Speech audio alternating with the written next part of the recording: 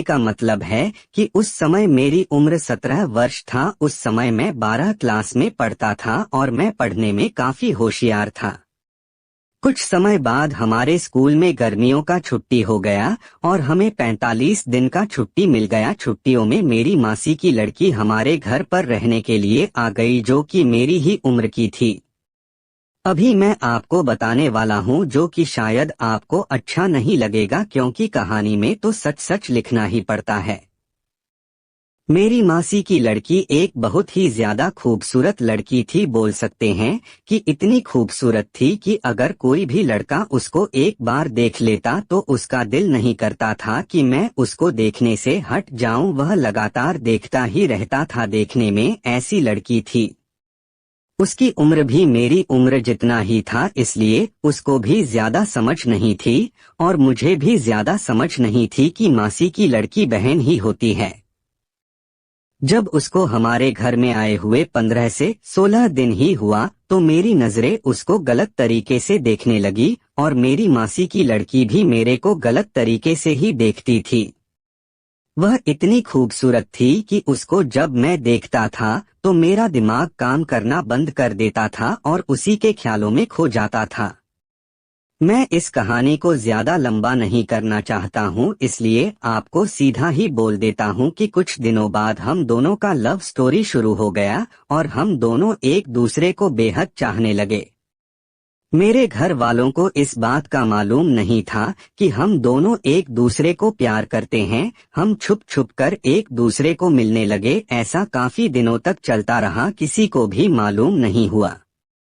मैं ऐसा मौका ढूंढ रहा था कि हमारे सभी घर वाले कहीं घूमने के लिए चले जाएं और हम दोनों एक दूसरे को अच्छे से मिल सके, लेकिन ऐसा मौका नहीं मिल पा रहा था।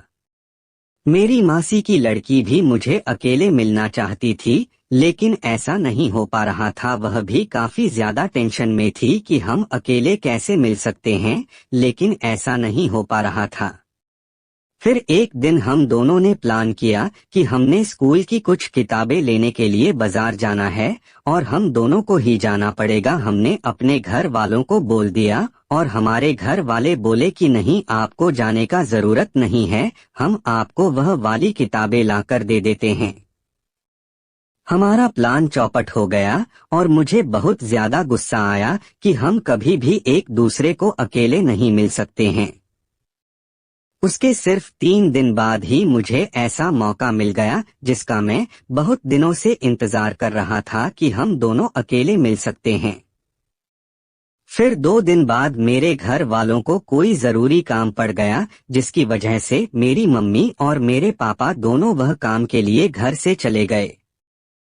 अब हमारे घर में मैं और मेरी मासी की लड़की दोनों अकेले थे। मैं बहुत खुश हो रहा था कि आज हमें अकेले मिलने का मौका मिल गया और आज हम अपने दिल की बात करेंगे और जो भी करना चाहते हैं वह काम करेंगे।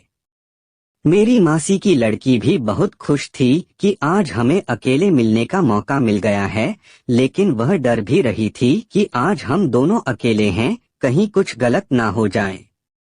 मेरी मम्मी पापा के घर चले जाने के बाद मैंने अपनी मासी की लड़की को बोला कि मम्मी पापा तो चले गए हैं, अब हमें किसी का कोई भी डर नहीं है, हम दोनों खूब मौज करेंगे और अपने दिल की बात करेंगे। उसने बोला हाँ, अब हम दोनों घर में अकेले हैं और एक दूसरे से दिल की बात करेंगे। फिर हम दोनों एक सोफे पर बैठ गए और अपने अपने दिल की बात एक दूसरे को सुनाने लगे। काफी समय ऐसे ही गुजर गया बातों बातों में।